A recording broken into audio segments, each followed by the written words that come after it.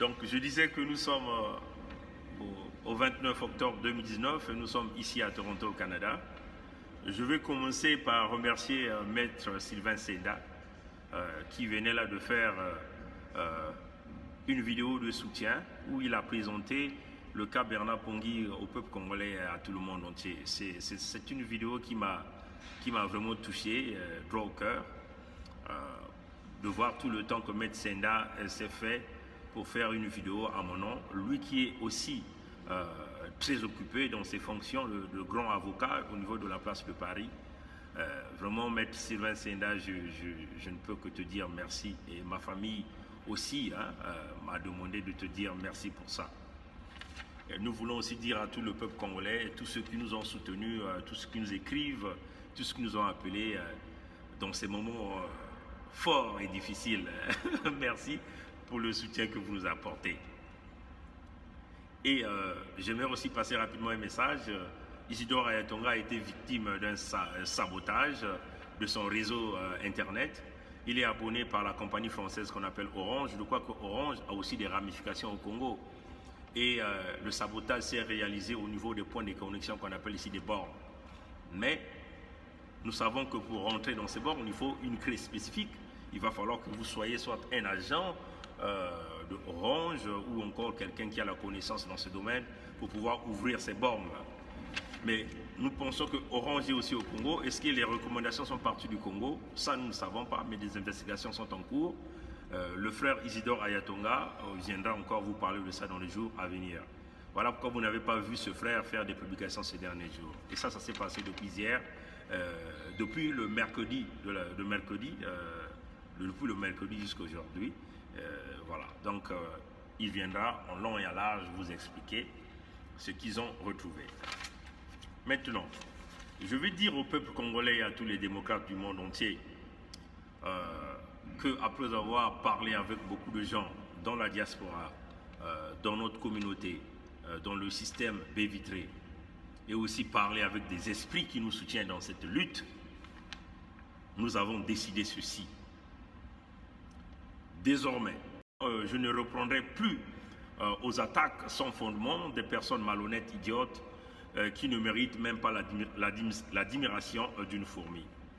Ces personnes veulent nous distraire, nous le peuple congolais. Ils veulent nous détourner de notre objectif principal qui demeure la chute du régime Sassou, qui demeure la chute de la bande à Sassou, la destruction du PCT, le parti nazi, la restauration de la démocratie, des libertés d'expression, l'installation des droits de l'homme au Congo-Brazzaville, l'amélioration du système de santé, du système éducatif, bref, le développement économique de notre nation, le Congo. Ces partisans de moins d'efforts qui ont été certains à l'école du PCT ou certains sont au point de rentrer à l'école du PCT ne véhiculent que le mensonge et la manipulation. Donc, ce qui est à nous de faire très attention. Menteurs, ils ont été hier. Menteurs, ils sont aussi aujourd'hui. Menteurs, ils seront demain. Et toujours. Comme déjà le cas de Denis Christel Sassou, qui a beaucoup longtemps manipulé le peuple congolais. Depuis que Sassou est revenu au pouvoir par le coup d'État militaire de 1997 jusqu'à aujourd'hui 2019, on peut dire 22 ans au pouvoir. Denis Christel, depuis 2001 à 2009, a été patron de la Co-Trade et il a créé une compagnie miroir qu'on appelle la Co-Trade Asia Limited, une compagnie écran pour piller l'argent du Congo. Donc, on peut dire qu'il a fait 8 ans dans cette compagnie entre 2001 et 2009. On l'a basculé donc, après avoir coulé l'économie du Congo, son père lui a donné une promotion en prenant les commandes de la Société nationale de pétrole du Congo et de la Congolaise de raffinage que nous appelons la CORAF, qui devait être en charge de pouvoir assurer l'approvisionnement en produits finis pétroliers au peuple congolais. Mais là encore, il a échoué en tant que chef d'entreprise. Donc vous voyez que sur 22 ans du pouvoir du régime Sassou, le fils Sassou a fait 17 ans dans les commandes du pétrole du Congo. 17 ans dans les commandes directes, parce que jusqu'à aujourd'hui, il a toujours l'implication. Mais ça fait 17 ans qu'il a été à la source de l'argent du Congo. Ce même Denis Christel, allez-y voir sur le mur de notre frère Tom Melvin Baïki. Il y a une vidéo de Denis Christel qui est là. Il a participé à un forum des entrepreneurs africains quelque part, dans un hôtel méridien. Je ne sais pas si c'est à Dakar ou à Abidjan. Car je suis en charge donc des activités aval pétrolières au sein de la Société nationale des pétroles du Congo, qui s'occupe essentiellement des hydrocarbures, qui sont à 80 ou 90% constitutifs des recettes donc, de notre pays, le Congo. Je suis également administrateur général donc, de la Congolaise de raffinage, qui s'occupe du raffinage du pétrole congolais. Denis Christel a dit qu'il est le patron des pétroles du Congo, c'est-à-dire qu'une compagnie qui représente 80 à 90% des recettes de l'État. Ce sont les paroles de Denis Christel. Allez-y voir dans la vidéo ce qu'il a dit. Quand on a été patron d'une entreprise qui représente 80 à 90% des recettes de l'État et qu'on a coulé cette économie, on ne peut pas se permettre de donner la promotion encore à ce monsieur. Aucun investisseur ne peut accepter de donner la promotion à un chef d'entreprise qui vient de couler ses investissements. Aucun conseil d'administration ne peut oser maintenir un chef d'entreprise qui a mené la bonne route d'une entreprise. Si Denis Christel, qui a fait 17 ans dans la gestion directe du pétrole du Congo, a fait couler l'économie du Congo, les recettes du Congo avec son père, vous, peuple congolais, nous, le peuple congolais, nous ne pourrons pas se permettre de donner une promotion à ce monsieur qui n'a pas pu gérer une entreprise. Alors, tous ces Congolais qui se sont levés pour aller soutenir Denis Christel à travers le monde entier, nous voyons que leur poche, vous allez nous rencontrer sur votre chemin. On vous le répète, nous irons aux extrêmes du système baie vitrée. Aux extrêmes, on vous le répète, aux extrêmes. On ne peut pas se permettre d'emmener un homme qui a échoué à gérer une compagnie qui représente 90% des recettes du Congo.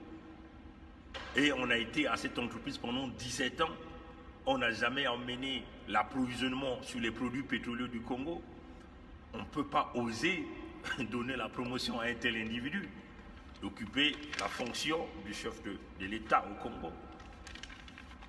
Ça serait simplement emmener le Congo 1 million de fois dans l'apocalypse économique, dans l'Armageddon économique. Ces gens-là ne sont pas des gestionnaires. Donc on vous le dit, le PCT se prépare, peuple congolais. Ne soyez pas surpris. Tous les jours, nous sommes en train de lancer des alertes. Ne soyez pas surpris. Le PCT est en train de rassembler tous ses anciens alliés. Vous avez tous suivi, hein? L'UFD de Charles David Ganao vient de rejoindre, de se fusionner avec le parti contre le travail. L'UFD a été conduit au PCT par un certain Ngonimba Josué Rodrigue. Le PCT est en train de se constituer en force, ramener tout le monde. Vous voyez que tous les anciens gourous, les reptiliens de la mauvaise espèce qui s'étaient écartés du PCT, reviennent à la source. Tous les vieux gourous sont là à la source. Leur but, c'est de maintenir ce même système au pouvoir au Congo. Quelle est la stratégie du Congo maintenant? Quelle est la stratégie de la jeunesse congolaise? Allez-vous continuer à demeurer des porteurs des valises, des vieux fatigués? Allez-vous continuer à descendre votre pantalon, à donner vos fesses à ces vieux gourous qui vous injectent du poison dans vos anus, excusez-nous de l'expression, parce que vous suivez certaines pratiques des confréries religieuses où on vous fait des petites propositions, de quelques fonds, on vous aveugle, où vous n'avez pas le système éducatif, on vous tire en bateau par ces mêmes gourous girouettes. Jeunes Congolais, c'est le moment ou jamais. Rassemblons-nous, c'est le moment où jamais que nous devons prendre conscience. Le PCT s'organise par tous les niveaux. Le PCT est en train d'augmenter sa bulle.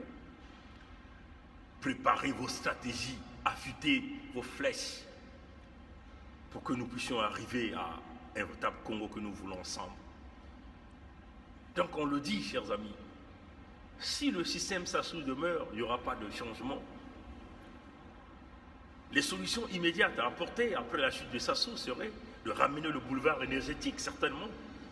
Le Congo a des potentialités de pouvoir générer 14 000 mégawatts. Donc faire du Congo une puissance énergétique de la sous-région. Vous ne pouvez pas stimuler l'économie du Congo sans l'énergie. Aucune entreprise n'est capable de venir s'installer au Congo. Une entreprise sérieuse, bien sûr.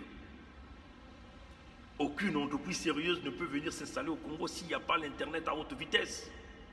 Comment allons-nous stimuler les start-up, stimuler la jeunesse congolaise dans les domaines énergétiques, dans le domaine du business? Ce système a failli sur toute la ligne. La jeunesse congolaise aujourd'hui a un plan, mais ça demande tous les Congolais. La chute du Sassou va arriver très bientôt. On vous demande de se rejoindre au peuple congolais. Tous ensemble, c'est maintenant ou jamais. Tous ensemble, c'est maintenant ou jamais. Ralliez-vous au peuple congolais. Élevez-vous à l'étape de l'esprit. La corruption de Sassou, c'est ton argent à toi, ne rentre pas dans ce piège. Nous sommes là pour vous. Tous les jours, nous allons parler. Nous allons parler. S'il faut faire 20 vidéos par jour, nous le ferons dès que nous aurons le temps. Rassemblons-nous, chers compatriotes, la jeunesse congolaise. Nous avons là une opportunité de pousser ce régime qui est arrivé au bout de rouleau dans une fosse commune.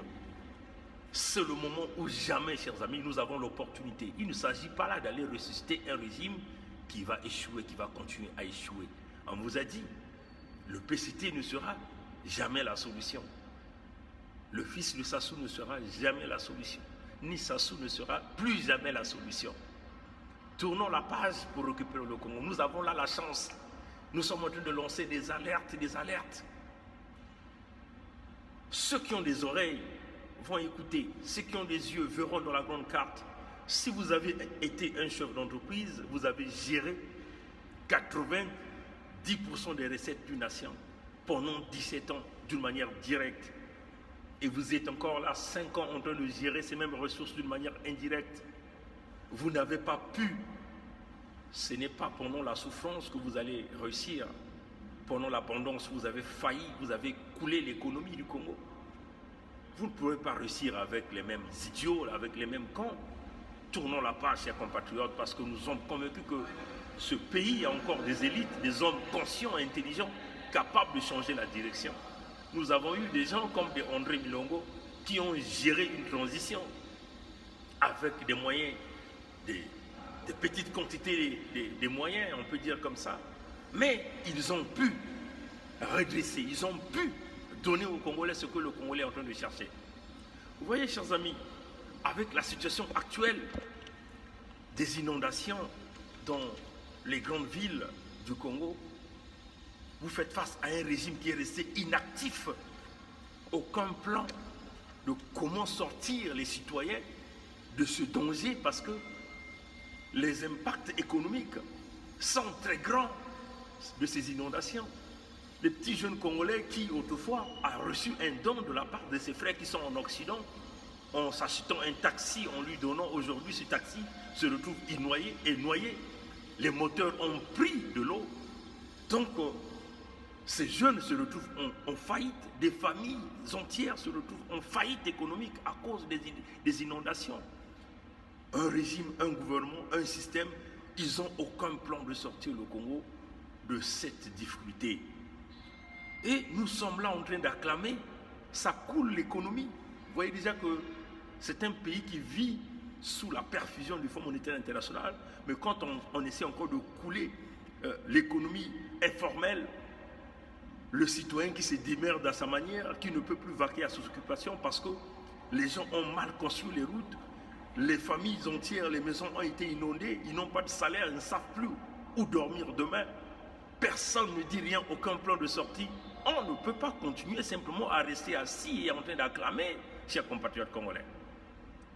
Non, prenons conscience et agissons. Il n'est pas seulement question de prendre conscience, c'est maintenant le moment d'agir. Un peuple demeure une puissance. Ne vous sous-estimez pas, peuple congolais. Ne nous sous-estimons pas. Nous demeurons une puissance, même sans les armes, nous sommes une puissance. Aujourd'hui, ils veulent tous assassiner Bernard Pongui. Pourquoi? Bernard Pongui a-t-il des armes? Non, c'est juste la parole, la puissance de la parole. Revenons-nous, jeunes Congolais, regardez les villes de Pointe-Noire, les populations complètement abandonnées, un gouvernement totalement disparu, un pays au bord de l'eau, du gouffre. Les maisons sont en train de se noyer, les rues sont en train de se noyer, les petits commerçants n'en peuvent plus. Et nous sommes là en train d'acclamer, nous sommes là en train de parler d'un dialogue, d'une quelconque élection. Non, chers amis, revenons-nous.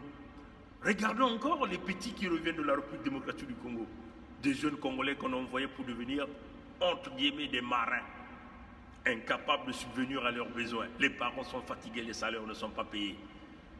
Tous ces étudiants congolais sont aux abandons. Peuple congolais, c'est ça le rôle que nous devons jouer. C'est ça le travail de la jeunesse, de mobiliser notre peuple. Il ne s'agit pas là simplement de conscientiser, c'est le moment des actions. Peuple congolais, dans les jours qui vont arriver, nous allons annoncer une action forte que nous devons prendre pour faire couler ce régime. C'est le moment ou jamais. C'est maintenant ou jamais. Souvenez-vous, personne ne viendra sortir les Congolais de là, si ce n'est que nous-mêmes, les fils du Congo. Dotez-vous de la nature de guerrier, élevez-vous à l'étape de l'esprit, luttons dans l'esprit. Oui, ne comptez pas toujours, oui, mais vous n'êtes pas là. Mais nous, on va faire comment? Mais chers amis, si vous ne vous battez pas, personne ne vous sortira de là. Soyez conscients et sérieux. Vous allez continuer à vivre dans ces conditions en éternité en éternité. Des inondations viendront toujours vous prendre dans ces conditions. Aujourd'hui, vous faites un effort de faire le nettoyage, d'acheter de nouveaux matériaux. Et demain encore, l'inondation va encore venir, va tout emporter. Vous allez continuer à tourner en rond? Non, chers amis, agissons. Bana ya Pointe-Noire, ya mokoma ntango ya kutelama Kintwadi. Pointe-Noire na ntoto, kadampe mamutantu mukuyu ke kukwenda. Dolizi wesonkai na ntoto, kadampe mamutantu mukuyu ke kukwenda. Beto telameno Kintwadi ntango me kulunga na kulosa bankadampe mamutantu mukuyu na kukanga parti politique ya ba au PCT na kunata Kongo na nzila. Matondo na ngwidu ya mbote bika mfumu ya lulendo na bampeve nyoso ya Lokongo baina nyoso mutantu mukuyu kufuaka kuiza kusalisa beto kunata beto na kulibere bwala ya beto. Tutondi bino mingi mokolo masusu. Au revoir.